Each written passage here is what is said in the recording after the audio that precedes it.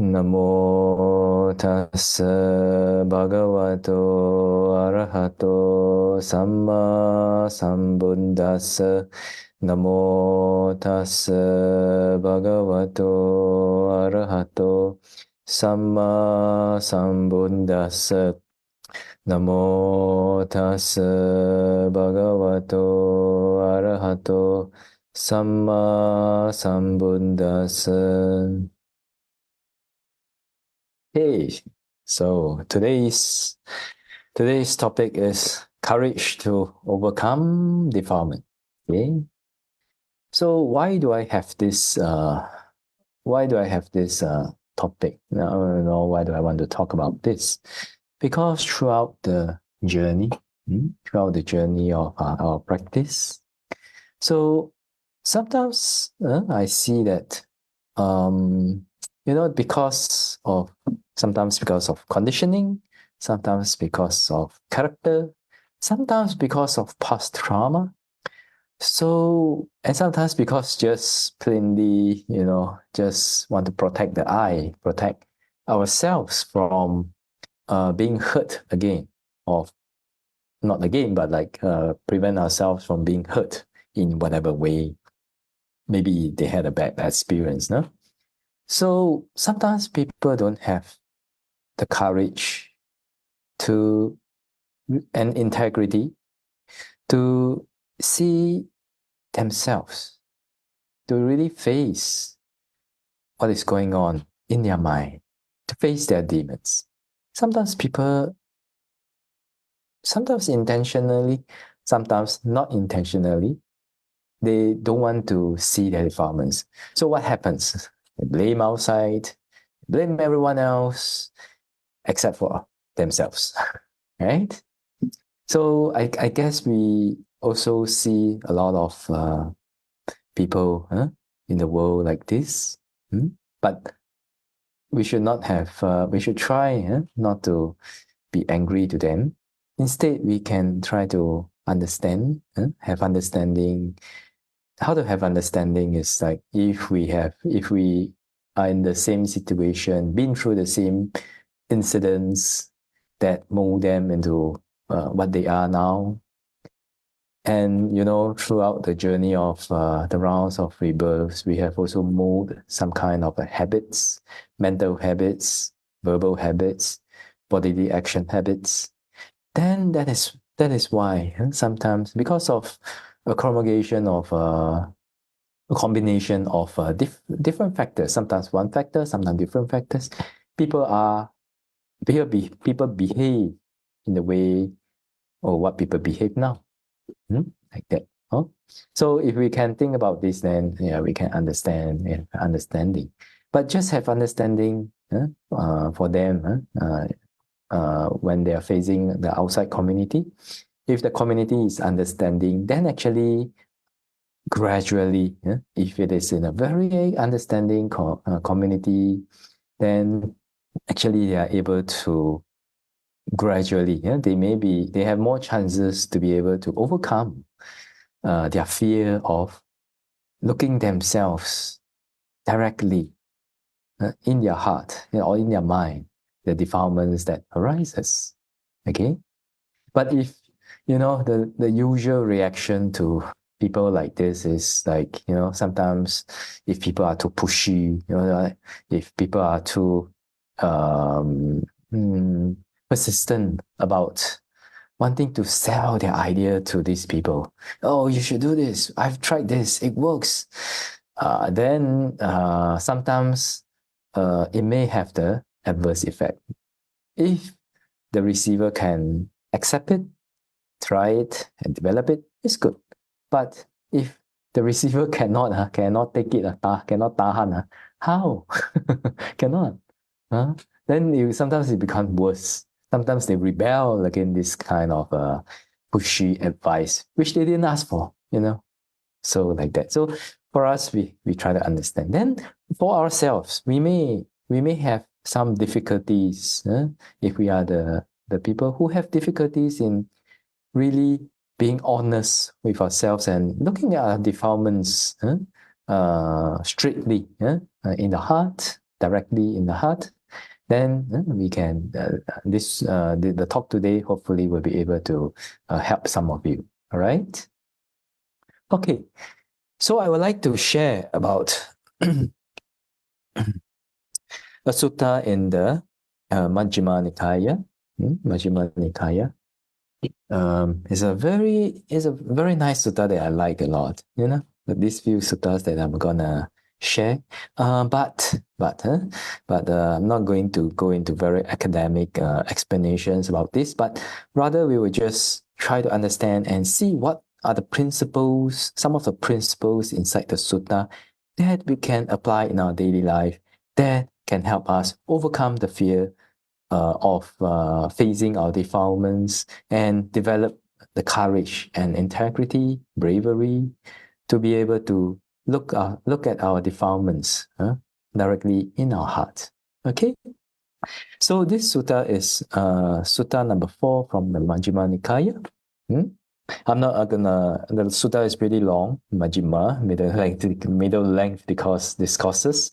So I'm just gonna go through quickly, and then we take the principles of what we can apply from this sutta. Okay, so I'll just explain the sutta quickly. So there's one time one Brahmin went to the Buddha and then asked the Buddha, "Oh, Buddha, when people have gone forth in your tradition, in your teachings, so do they have you as their helper, as their refuge and their leader?" So the Buddha said, "Yes, they have me as their leader and guidance." Then he said, "Oh, but Master Gotama," which is how sometimes the Brahmin address the Buddha. So this Brahmin says, "Oh, but Master Gotama, the forest, the remote forest, they are very hard to endure. Seclusion, very hard to practice, very hard to enjoy solitude. So one would think that the jungles will rob the bhikkhu of his mind if he has no concentration." Okay? So the Buddha say, "Hey, actually before I enlightened, when I was still unenlightened, I also consider, I also think these jungles are very hard to endure. Solitude very hard to practice. If a practitioner has no concentration, wow, may go crazy, like that.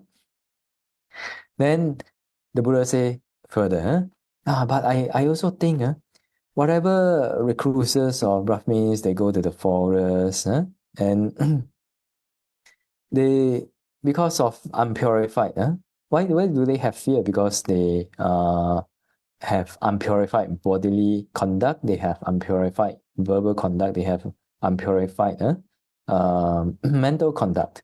Therefore, when they stay in this forest, they are very fearful. They have fear and dread in them. All right? But for myself, I see that I have a purified bodily conduct. I have a purified verbal conduct. I have a purified mental conduct.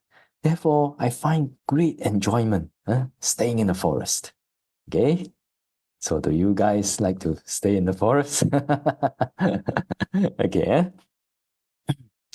Then the Buddha also say, hey, Brahmin, when the recluses, they're full of lust, and they have mind of ill will. Basically, to cut it short, when they have all the defilements in the mind, negative emotions, greed, anger, etc., doubt, then when they go to the forest because of these defilements, then the fear and dread may happen in them. But I consider myself thus, I don't have this defilement. So I find great enjoyment staying in the forest. Like that, okay? So for those who are very interested in this sutta, very interesting. So you can go and look up this in the Majjhima Nikāya, sutta number 4, the sutta on fear and dread, Bhaya Bhairava Sutta. Okay? Anyway, so let's go. And then the Buddha said, there are these auspicious nights of the 14, the 15. Then the Buddha say, oh, what if I were to go and stay in these very frightening places, such as the shrines, the tree shrines, like that. So what does it mean? You know the tree shrines? If those of you who have been to Nepal, then they will have seen different small buildings, small like a pagoda like that, but small. Some are big, some are small, in the middle of the forest or something like that. So these are what the Nepalese, the villagers, they believe that there is a deva, a deity staying there, maybe the guardian deity or something else. So they go there and they pray to it, and maybe make some sacrifices. I'm not sure, but that is a place of worship.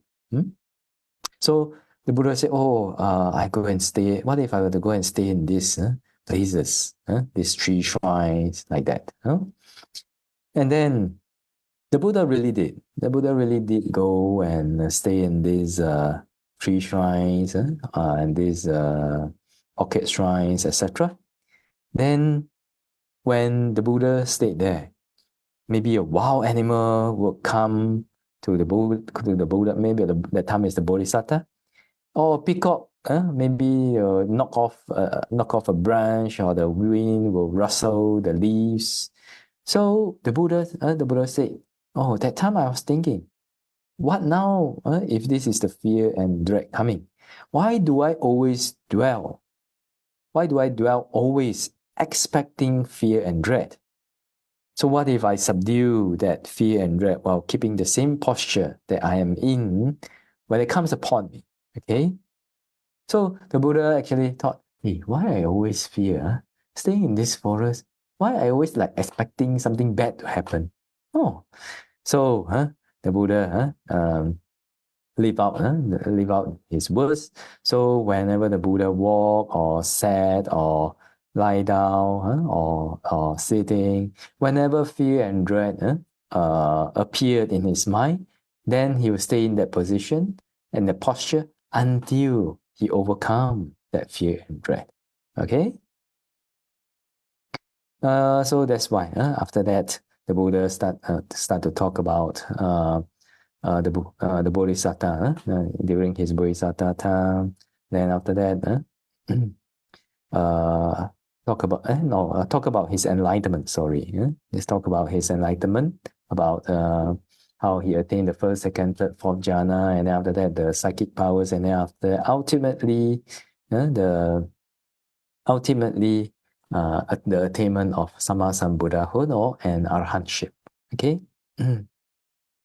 So the Buddha finally said, "Oh, Brahmin, it may be that you think maybe the recluse Gautama is not free from greed, hatred and delusion even today.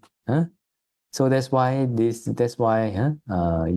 may think that I always stay in the forest, but you should not think so, because the Buddha say, I see two benefits that I still resort to: jungles, resting places in the forest. One is a pleasant abiding for myself, here and now, and have compassion for future generations. So I don't want to be an example. Okay. Then after that, the Brahmin just was very impressed by this. After that, the Brahmin decided to go for refuge, seek refuge in the Buddha Dhamma Sangha. Okay. So, what are some of the principles that we can take from this sutta that can help us develop courage to overcome defilement, and or maybe from another point of view, overcome the fear to see our defilements? Okay. So, because fear, why do we don't want to see our defilements? Sometimes because of fear, right? Fear of what? Fear of pain. Usually it's fear of pain. If there's no pain, if there's no trauma, if we are not hurt by that identity view of I am, I was, he was, she was, like that, then actually, if you have no defilement, actually no problem, right? You see your defilement, oh, okay lah, just settle it, finish, right? But what is the thing that is blocking some people to not to really face their defilements? Actually, a lot of it has to do with fear and dread. Isn't that so? Hmm? But you see, when we see this, when we look at this sutta, when we read this sutta, so you remember the Buddha say, when when the Brahmins and the other recluses they go to the forest and they have unpurified bodily conduct, unpurified verbal conduct, unpurified mental conduct, and all sorts of defilements, then they have fear and dread, right?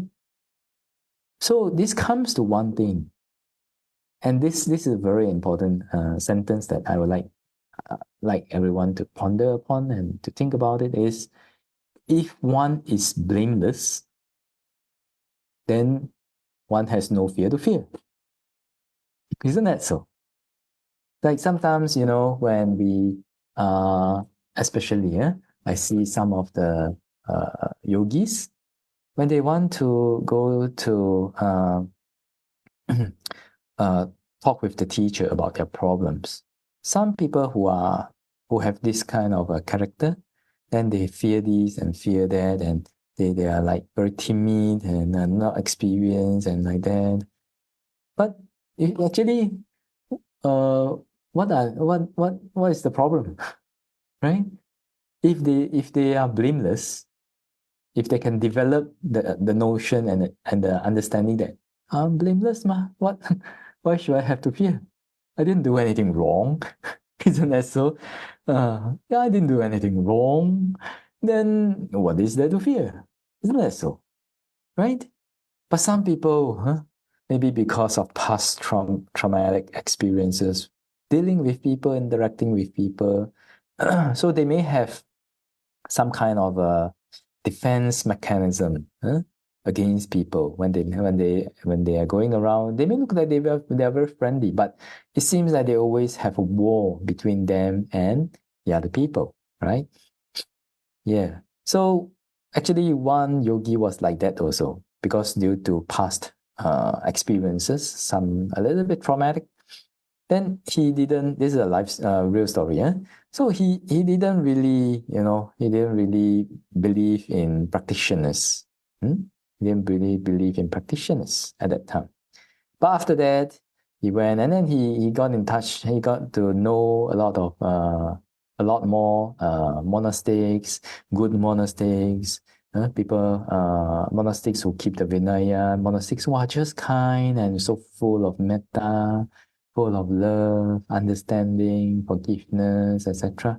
Then gradually, he was able to let go of the fear of people and the fear of getting hurt, the fear of getting hurt in his heart. And he was ultimately, because of developing the Brahma Viharas, so he filled his heart with love instead of avoidance. Avoidance is actually a very subtle kind of anger, and maybe sometimes may be a aggressive form of anger, because some people just, I don't want to see anyone anymore, and they just they just depart from people. And sometimes if they find that they have no other way, they may even commit suicide.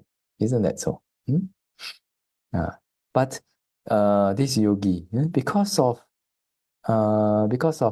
being in a good environment, this is one thing. Then after that, he found that actually, why need to fear? If I'm blameless, then what is there to fear? There's nothing to fear.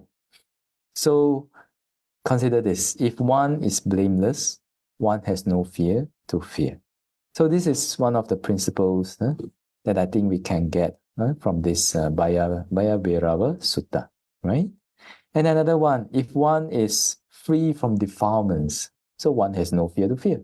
Isn't that so? So, like, sometimes if you have experienced a negative experience with a certain person, right? Maybe you have said something to them, and then they spread it around, like, and want the whole world to know. You feel betrayed. You feel anger. You feel like you have no more face to see others anymore, right? And then the next time you want to approach this person, a lot of times, if one is not well practiced, then the mind tends to what? Want to avoid. If this person is there, I don't want to be there. If this person is there, I don't want to be there.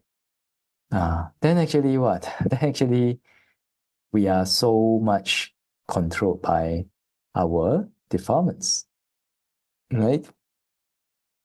Then because of that, then actually we lose a lot of freedom, we lose a lot of freedom. Yeah. Because if the person is there, then you cannot go. If the person there, then you cannot go. If you have many of this person, wow, it's just susah, man.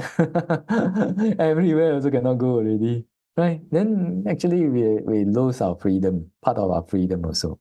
Right? But let's say, let's say if you think, oh, I'm blameless, I don't have any ill intent towards this person. So even if they react negatively, what can I do, right? But at least I don't have ill intentions towards this person.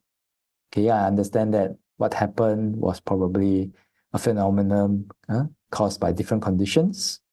The karma, wise attention or unwise attention. Then experience in the matter, experience in and knowledge in that matter, in that issue. Then then that time he or she had a negative response. It's okay, it's caused by conditions, and conditions are there to produce this phenomena. As the phenomena will be there. When the conditions perish, naturally it will perish like that. So if we understand this and then we look at our intention, right? One may say, oh, to be free from defilement is very hard. Yes, but at least if you have no ill intention towards that person, this is something that can be accomplished. Isn't that so? Right? It is possible. Definitely possible. Just change our mind. If we have anger, just have wise attention. Do I want to harm them? Do I want to blame them? If you want to blame them, better to purify ourselves.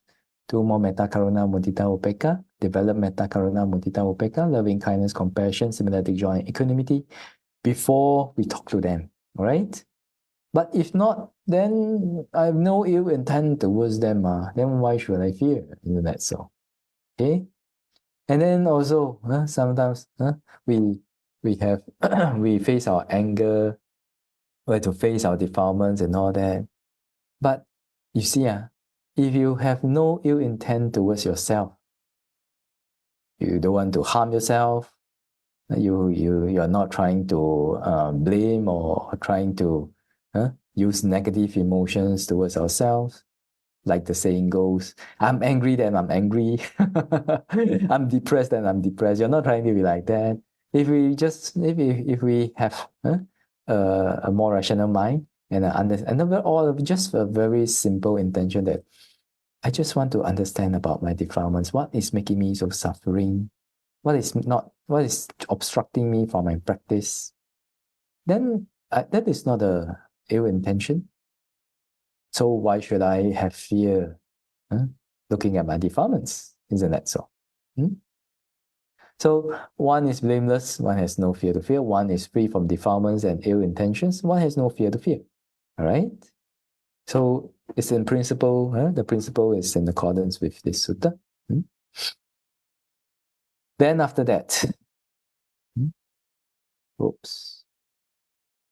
Okay. Okay, please wait.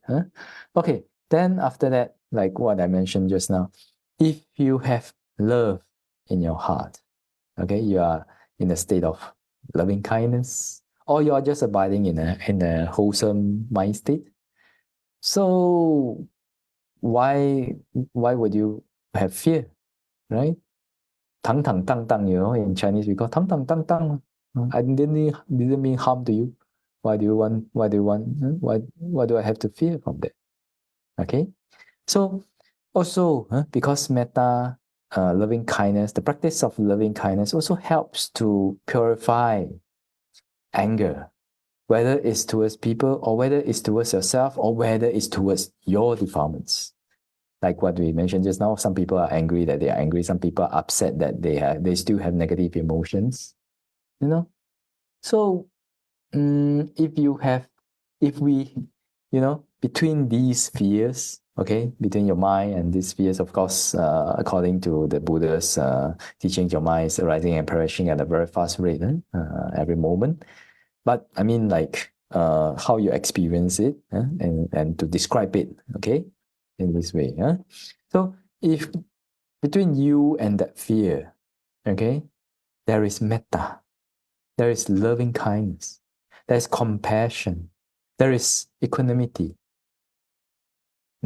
then actually you will find that you will be able to gradually remove or purify the fear of facing our defilements, and then be able to really look at them and have metta for them.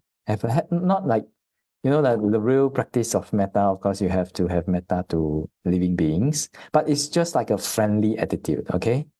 Like a friendly attitude, a friendliness attitude, at least a kind, gentle, understanding attitude towards the defilements that arises in our mind. And towards the fear of looking at our defilements. So actually very simple one, Just develop metta, karuna, mudita, upekkha. This is one way lah. Of course, not everyone can do it, but if you can do it, and if this is your way, then it is good. So develop loving kindness, compassion, sympathetic joy, equanimity. Have your heart full of love.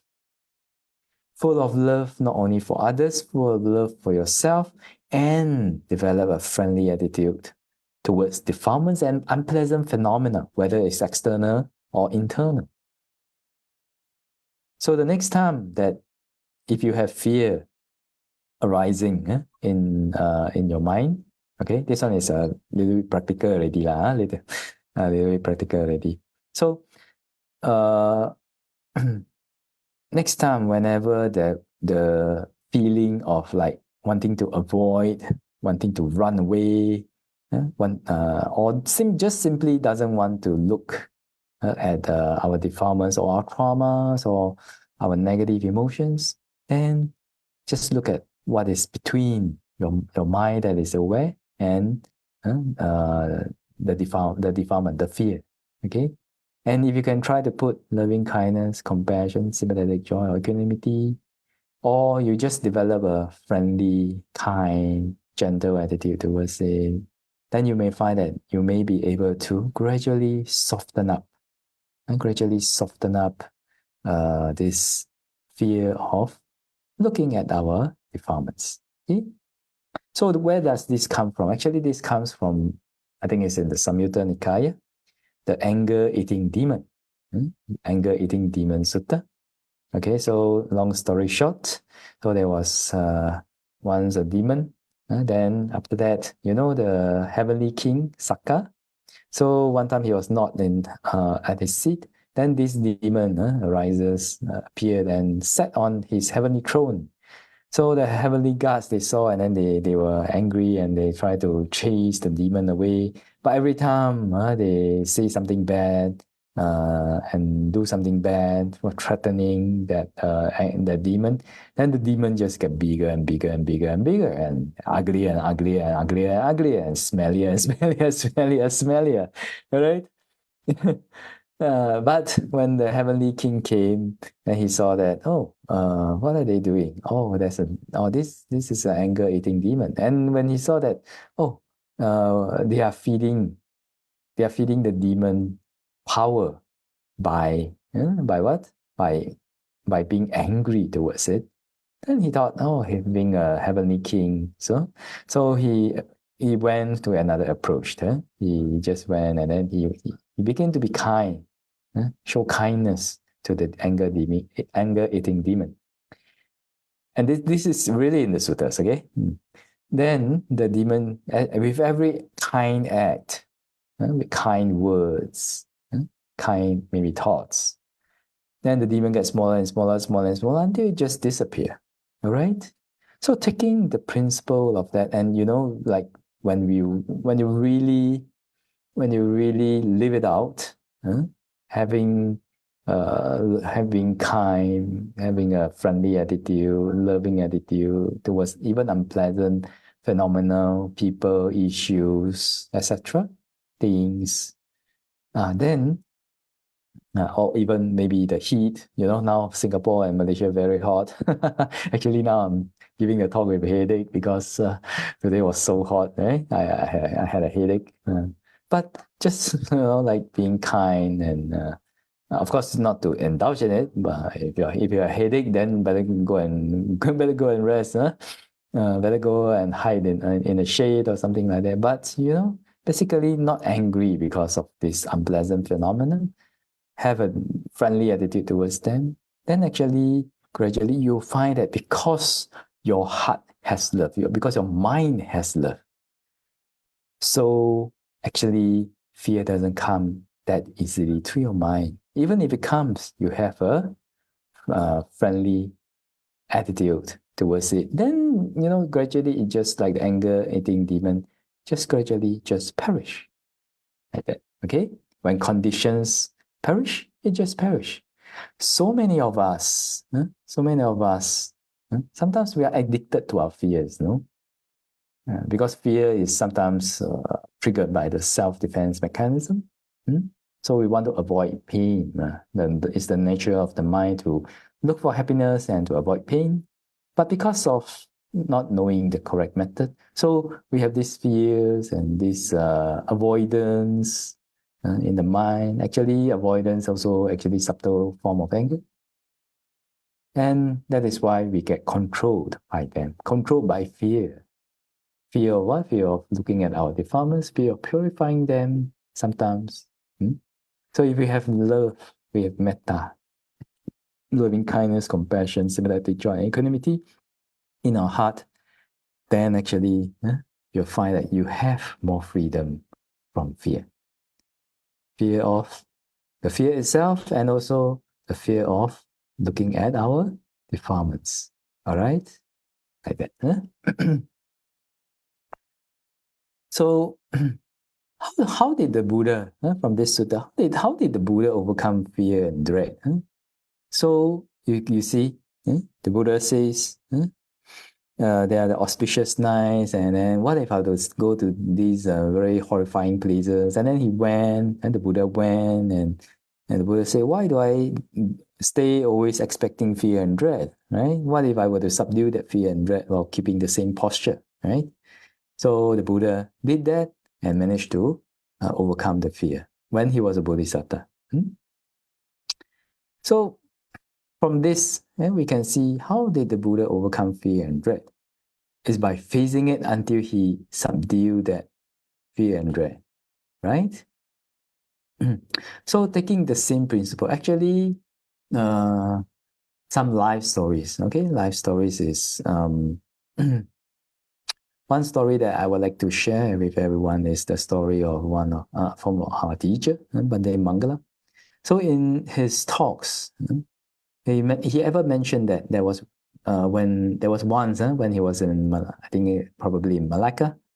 Then he saw that people were lying down on the green field, on the green grass, okay, and looking at the sky and enjoying themselves.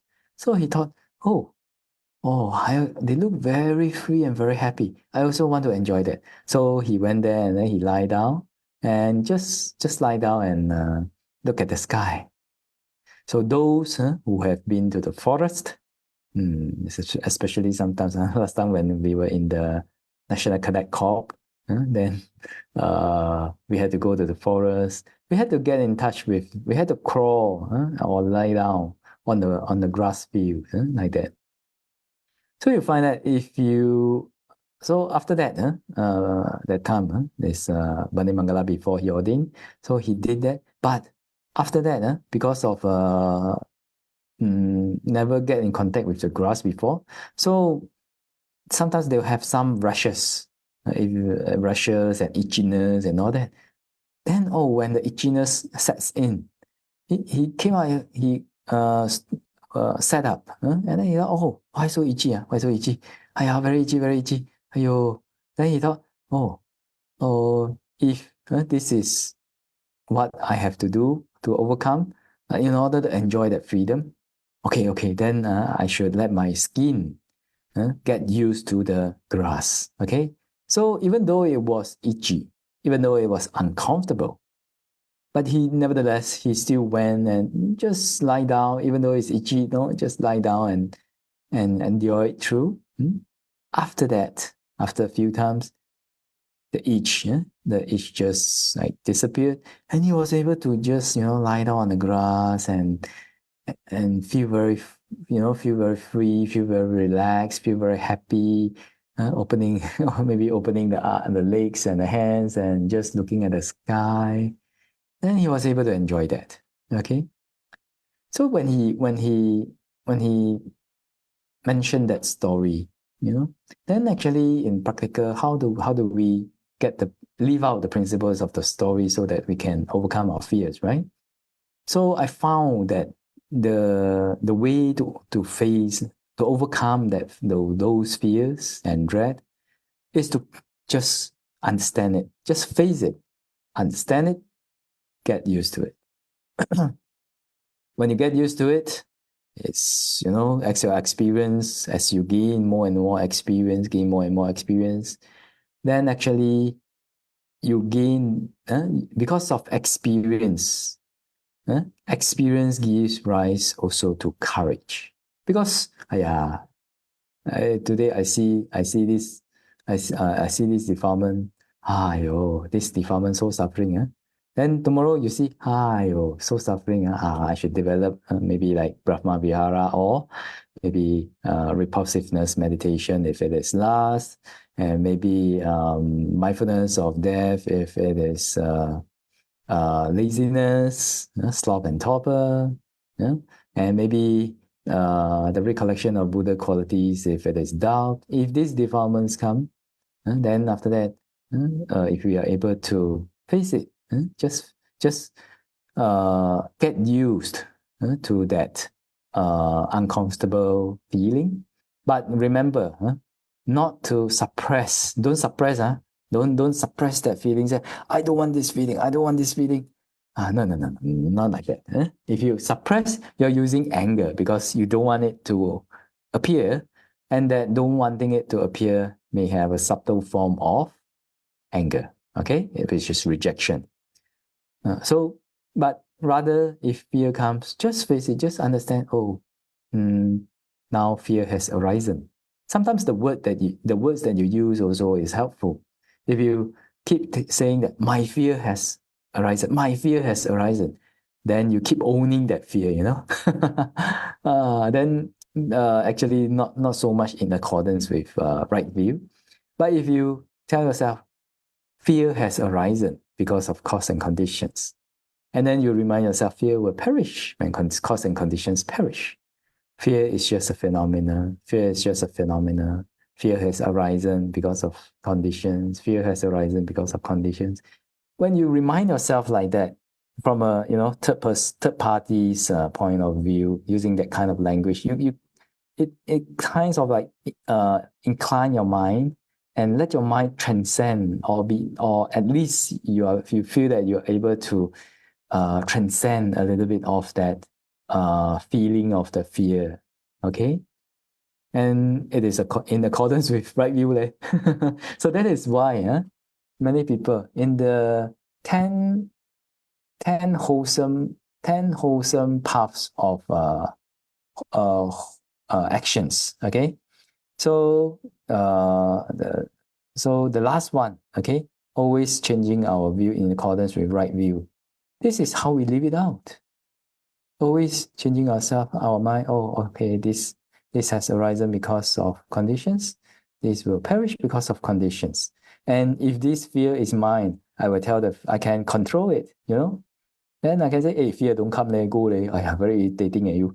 But cannot, if the fear comes, if the dread comes, if the avoidance, that mental phenomenon of wanting to avoid looking at your defilement come, then it just arises, you cannot control, right? Uh, Especially if you suppress it, wow, later health problem, heart problem, stomach problem.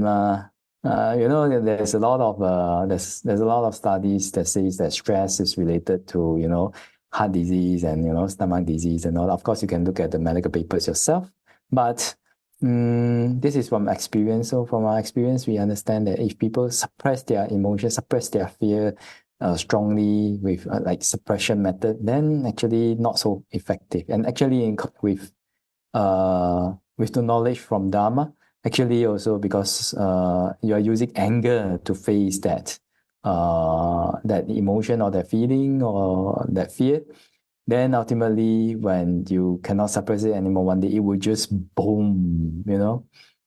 This is for us to experience. Okay, for us to experience. This one is a practical experience, people's practical experience. But really, if we use anger and rejection to face fear, then actually we cannot overcome it. So actually, we should, despair or don't place hope in suppressing fear or overcoming fear with rejection and suppression. Doesn't work. If it may work for a time being, you may not feel that anymore, but you may just like numb yourself. You may just, some people who did that, then sometimes when they want to practice loving kindness meditation, they found that it's very difficult. Because why? There's this suppression. Okay? So don't suppress. Rather, we understand that, hey, anger eating demon or fear eating demon or fearful demon has come. Just be kind to it. Just be kind to it if you can. Understand it. Understand the gratification, danger, and escape like that if you can. And actually, you find that you gain more freedom from it. And because of gaining freedom from it, your mind is not so controlled by it. You actually have the courage to move on and ultimately to be able to overcome it. Okay? So when Bhante Mangala mentioned that story, so some yogis, what do? So for them, when they found that they have some fears, they will go. Of course, if there's no danger, then they will try to face it again and again, again and again, again and again, again and again, until they manage to purify that fear and dread with their Dhamma. Okay, with their Dhamma.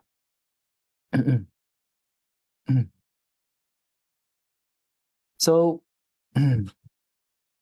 so there are some. These are some ways. There are some ways, some other ways to have courage to face our defilements. Of course, have true heart and love for yourself. Okay, true heart, sincere means sincerity and integrity. And what is unwholesome is unwholesome. What is wholesome is wholesome. Face yourself and just say, yeah, I have this problem now, but let's take this problem as a teacher and let's try to overcome it. So face it and acknowledge it. This is one. Then, if you can understand it, have some strategies that you get from the Dhamma for facing and overcoming it. Okay. So what is it? Like, for example, you try to face it again and again until you really understand it. You get used to it. You're not afraid of it anymore. Your experience is so strong and so much that you don't fear it anymore. Then it's okay. Then you overcome it. But have some strategies from the Dhamma. From when you read the Dhamma text and all that, then you develop some kind of strategies. All these strategies come to one thing, which is wise attention. Okay, so it has to be wise attention. So develop some wise attention strategies. Research into the Dhamma to overcome it. Okay, and then another thing is train our mind to be able to have enough mindfulness. Okay, train our mind to have enough mindfulness to be at peace and still have mindfulness even in the case of anxiety, fear, rejection, like that. The more powerful your mind, the more wholesome your mind, the more mindfulness you have, the stronger your five faculties, the more freedom you have from those fears. Okay. And then after that, face it again and again, and develop the strategies again and again until we overcome the fear of looking directly at our defilements or the fear itself. Yeah? Then another thing, some people, they may suffer from very traumatic experiences, and it may be very, very traumatic if they face it. So one strategy is that we choose simpler defilements first. Okay. So if you know that you cannot get over that, it's like playing a game. You cannot face that. You cannot defeat that boss. So go and fight the what's that called? The other easier targets first until your level very high. Then you go and face the boss. Very easy, right? So actually, this principle, I'm talking about principle. This principle, is it accordance with Dhamma? Actually, yes. According to the Chula Dukkha Kanda Sutta, which is Sutta number 14 of the Majjhima Nikāya. So the Buddha says, over there, I'll just take an extract from there. So the Buddha says, when he was a bodhisattva, if his mind does not have the happiness from pure states, maybe like jhanas, first jhana, second jhana, etc., then he found that his mind still inclined towards the gratifications, the happiness of enjoying sensual pleasures. So, when we read that, why you cannot defeat why you cannot purify or cannot face your defilement now? Because our Dhamma is not strong enough lah. Just like that ma. So in order to face it, then how? You build up your Dhamma lah. Build up your Dhamma, this is one thing. And then another one is, if you want to purify some of the experiences that you have in the past, then, or try to understand it from a Dhamma point of view, so that your mind will understand, and because of understanding, your mind let go of any attachment and suffering and negative emotions associated with that thought. Then choose simpler defilements first. Choose simpler one first. Then after that, gradually, as you develop your Dhamma more and more, your five faculties more and more, your mind gets calmer and calmer, more and more love, more and more capability to forgive and understand. Then ultimately, if there comes a time when you decide to face your inner traumas and to change your mental response to those traumatic experiences, and at that time, then you find that it's easier for you to do it. Okay, but keep going. Don't get stuck there. Keep going. All right. Keep developing small one first. Definitely you will be there. If you practice every day, if you develop every day, whether it's Brahma Viharas or other meditation subjects, qualities, definitely you will be able to overcome it. Definitely. Just like I like to end this off with an experience that I experienced recently when I was in Nepal. Sometimes we have to climb some mountains for exercise, and sometimes it's a way to train the attitude. Okay, so for example, if you need to climb 700 steps to go to the top of the mountain. If you look at 700 steps, very difficult. Then you go at one step, I still have 699 steps. I still have 698 steps. I still have 697 steps. Then the whole journey is very suffering. I mean, you may not even make it to 700, right? But if we just don't look up. This is what maybe, I don't know about mountaineering, but the experience people who climb the mountain, or people who climb mountain but not so suffering one, they may tell you, Don't look up. Look at the floor. Look at your next step, and just put your foot in front of the next step. All right. Then your job here, your enjoyment here, is really sometimes it's enjoyable. To your enjoyment here is to put your feet, your foot right in front of the other, and your next foot right in front of the other, and your next foot and your other foot right in front of the other. Then when one is able to do that, ultimately they found that, oh, the people who experience, they found that, hey, oh, actually climb up the mountain, not so difficult, eh? Some mountain may look very difficult, but if we go step by step, don't look up, just pay attention to your next step, again and again, again and again, again and again. Okay, already, eh? By the time we reach, reach the top already. Yes. So that is also one attitude, how we can purify our mind. How we can purify our mind also. Just develop it again and again, again and again, day by day, day by day, day by day. Qualities, true heart, sincerity, courage to face, develop the courage to face your defilements, even though it may be unpleasant. Develop your strategies, especially develop love in your heart, and have no ill intention towards yourself and others, and be blameless. Then actually, you find that gradually you'll be able to have the courage to face your defilements, and you may be able to overcome it without,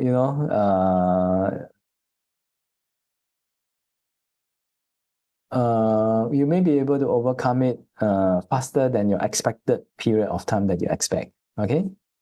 Like that, lah.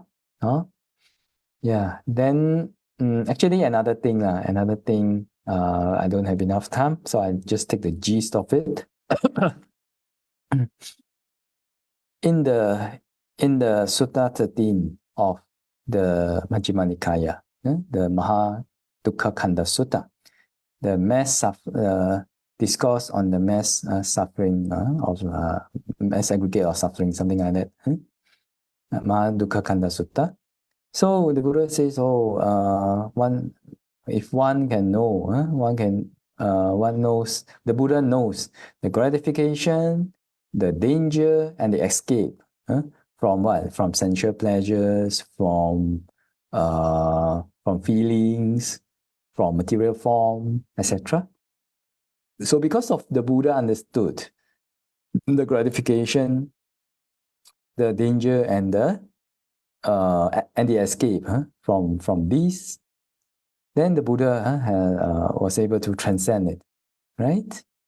So one thing that we can take from there is understand that we will be better off if we overcome our fears.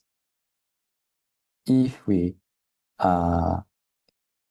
can overcome our fears, then actually, for those who really, really live it through, you find that you have more freedom in life, more freedom for your mind, freedom from being scared of what people think of you, freedom from getting fear that people will respond in a negative way to you, freedom from fear of rejection.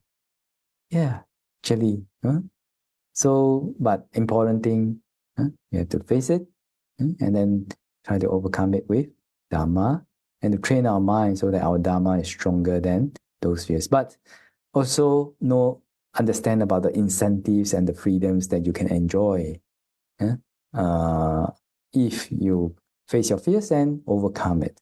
Just like Bhante Mangala, he have the freedom, he enjoyed the freedom of lying down on the grass without having any itch anymore after he faced it, right? So yeah, this is I hope this today's talks and the points in today's talks will be beneficial to all of you. And then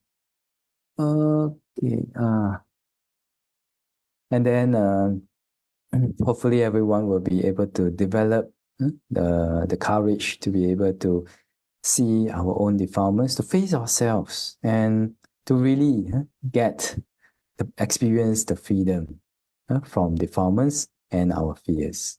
Okay, so that's the talk for today. Okay, so let's share merits, okay? Etavata chamehi sampadang punya sampadang sabbe deva numodanto sabba sampati siddhya. Etavata chamehi sampadang punya sampadang sabbe bhuta numodanto sabba sampati siddhya. Etavata chamehi sampadang punya sampadang sabbe sattva numodanto sabba sampati siddhya. Idame nati nam hotu sukita hontu nyatayo. Idame nati nam hotu sukita hontu nyatayo. Idame nati nam hotu sukita hontu nyatayo. Imina punya kamena mame bala samagamo satang samagamo hotu yavanimba patiya. Idame punyang asawakaya vahang hotu. Idame punyang nibbana sapachayo hotu. Mama punya bagang sabba satanam bhajemi. Te sabbe me samang punya bagang labantu.